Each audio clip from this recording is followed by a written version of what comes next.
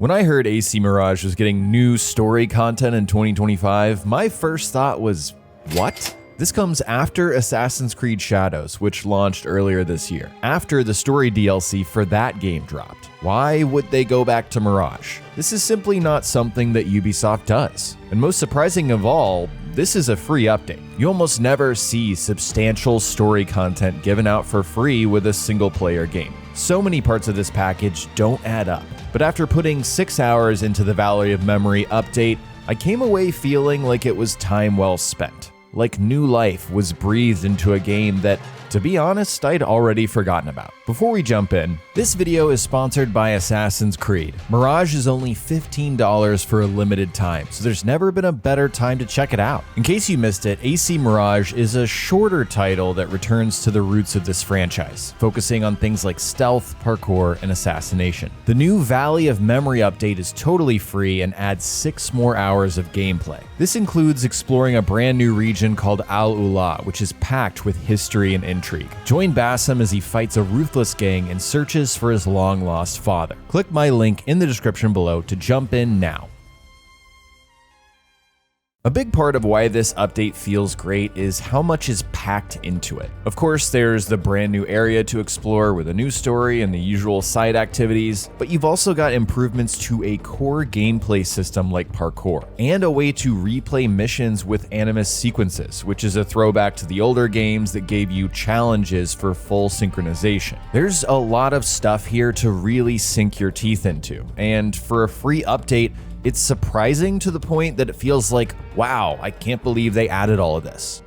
Let's start with a no spoilers look at this story. Derwish finds a painting that reminds Basim of his father. Then Basim changes into the drippiest assassin outfit in recent memory. Seriously, look at this thing. This sends the pair of them to the ancient land of Alula, where Basim searches for his dad, who he hasn't seen since he was a kid. What follows is very similar to one of the story arcs in the main game. Basim has his own personal journey searching for his father, but he gets sucked into the local conflict along the way. You'll meet several new characters, learn more about the region of Alula, and help fight back against the robber gangs that plague the land. I was surprised by the quality of these cutscenes, mainly because they felt better than the main game, which, aside from the big moments, usually felt disappointing in terms of facial animation. I think it really helps that this story content is not some one-off mission on a content roadmap. You know, this is not a small update.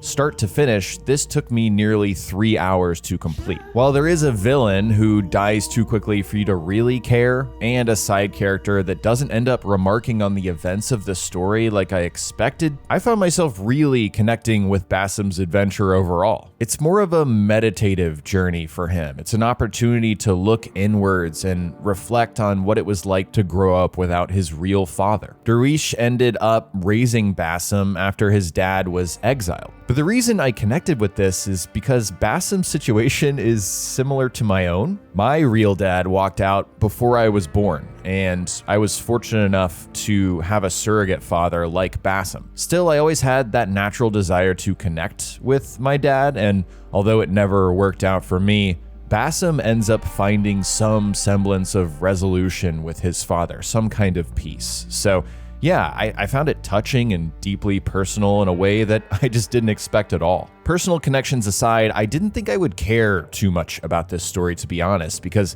aside from the very end of Mirage and how it connects to Valhalla, the main game's narrative just did not keep my attention. I think the main difference for the Valley of Memory arc is how brief it is, and the fact that you can't do this out of order. This takes place after the first real target that you take down in Mirage and before the end of the main story. There's just not enough story beats here to do the modern Ubisoft choose your own order thing, which, if you ask me, is the main reason why I can't get into these newer stories in Mirage and Shadows. That's not a problem with Valley of Memory. So the result is a very tight, short and sweet story that you can start and finish in less than a few hours. Alula is the new explorable area of this update, and like Bassam says, it's an ancient land full of mysterious monuments. It has a distinctly remote feeling to it, especially when you get out into the desert where you can only see rocks and sand and sun. One of my favorite parts of Assassin's Creed Origins was, strangely, the deserts. These wide open, empty spaces have a mesmerizing and again, meditative effect. This works really well for me in general, but it also mirrors Bassam's journey searching for his father. So I just thought that all came together very well, kind of a marriage of environment and narrative. There are several very tall mountains you can climb out here to get a lay of the land, and some of these have traditional parkour routes to follow, but others are so tall that they abandon the rules of footholds and ledges to just let you scale them to the top. A few of these areas are populated by robbers that you can take out, but not all of them.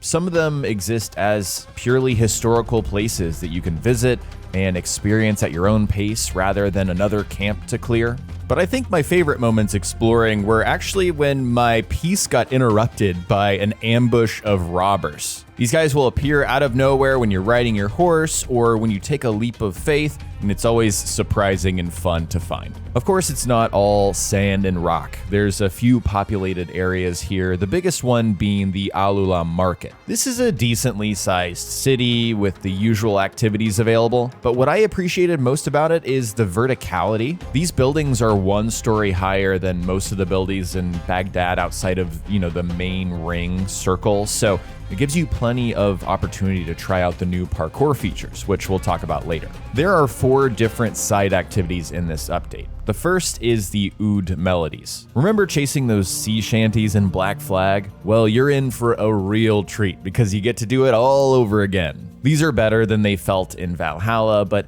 still a little bit frustrating when the parkour system can, feel janky and you jump off of something when you didn't mean to. Once you find the pages, you can bring them to a performer and borrow their oud to play. And these are nice, chill moments that again let you take a beat and soak in the environment. The next activity falls into a similar category, and that's folk tales. These are spots around the map where you can sit down and listen to a couple of NPCs tell a story. These give you codex entries, so they are likely real stories or inspired by real folk tales from the area, but again, these are very vibey. The next activity is stolen goods. A new character, Hind, asks you to find clues that lead to objects that were stolen by robber gangs. It's the same kind of treasure hunt loop from previous games, and let me tell you guys, I just don't have the patience for this stuff. I ended up stumbling across a few of them because they were obvious, but yeah, this is just not my kind of content, so I didn't even finish this. Finally, there are contracts, and just like the main game, these are bite-sized story missions that send you on a quest for rewards. I'm gonna save most of my thoughts on these when I talk about the Animus Sequences, but yeah,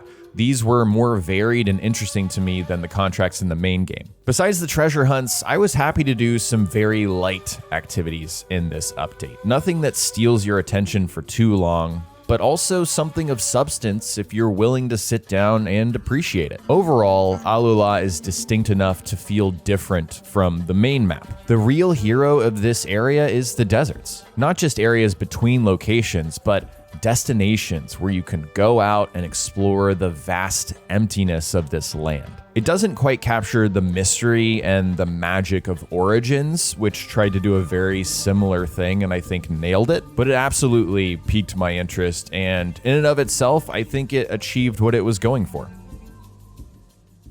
Now it's time to dive into what I believe to be the meat and potatoes of this update, and that's parkour. Ubisoft Bordeaux must be really passionate about the controls and the feeling of old school parkour. This is not the first parkour update for Mirage. I remember when it first came out, they added the ability to do those more reliable back and side ejects. While these changes don't exactly meet the high bar of old school parkour, like it doesn't feel exactly like that, they are nonetheless impressive. With the Valley of Memory update, you can now manually jump whenever you want to, and you can also manually eject back and to the side whenever you want to. Both of these changes are kind of huge for the absolute parkour sickos out there like me. It gives you a level of freedom that you genuinely have not had in this series since before Origins. And if that sounds crazy, I'm going to describe or attempt to describe why it's such a big deal. The newer games, they only let you jump when you approach the end of an object. And this makes the whole thing feel fixed and magnetized rather than allowing for freedom of expression and decision making through movement. Now, Mirage lets you move mostly unrestricted like those older games, which makes a huge difference. To help with this feeling, they also added a modern control scheme.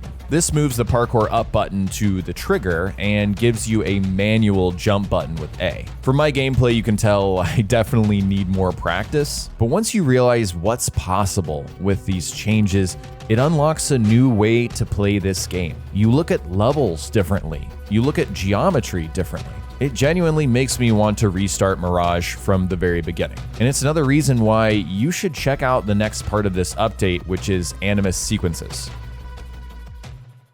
Remember going for full synchronization in the older games? Fully syncing Desmond's ancestors' memories was one of my favorite things to do. That's basically what Animus Sequences are doing in this update. They are full synchronization challenges where you can go back and replay major missions and a selection of contracts from the main game and the Valley of Memory. The challenges are random things like don't get detected, don't take damage, don't use eagle vision, don't use assassin focus. That last one made me laugh because yeah, I already don't use assassin focus. I've been doing that challenge since day one, baby. But yeah, I really love this edition for several reasons. Even with the Valley of Memory included, AC Mirage is a small game, a short game by modern standards. So adding a way for players to replay it in a meaningful way in addition to New Game Plus or permadeath modes is fantastic. I forgot how fun it was to change the rules of a mission, to look at it from a new angle, to hyper-focus on specific objectives and change the way that you play.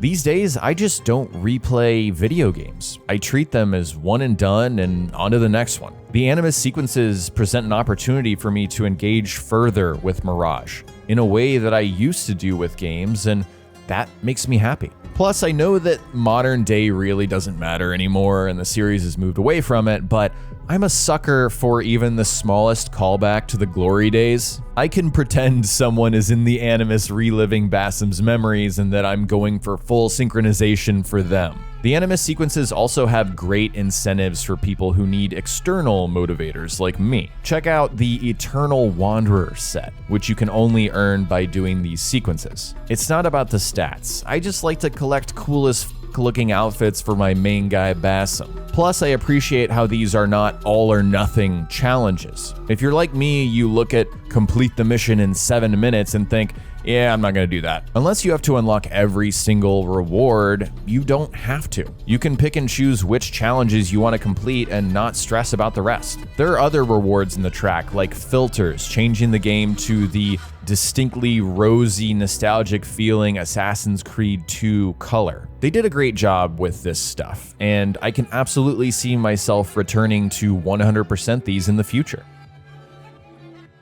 Overall, I really enjoyed this update, what they've added to the game. But for me, Valley of Memory is an excellent opportunity to stand back and appreciate what Bordeaux has accomplished overall. AC Mirage started out as a Valhalla DLC. This was supposed to be add-on content for a beloved character. Instead, it was turned into a budget version of an old-school game, an homage to what the series used to be that, thanks to this update, exceeds my expectations. This doesn't fix all of the issues I still have with the main game, especially when it comes to the story and the presentation and the facial animation, stuff like that. But this update was certainly worth my time, a great excuse to return to Mirage, and it genuinely makes me excited for what Bordeaux is making next.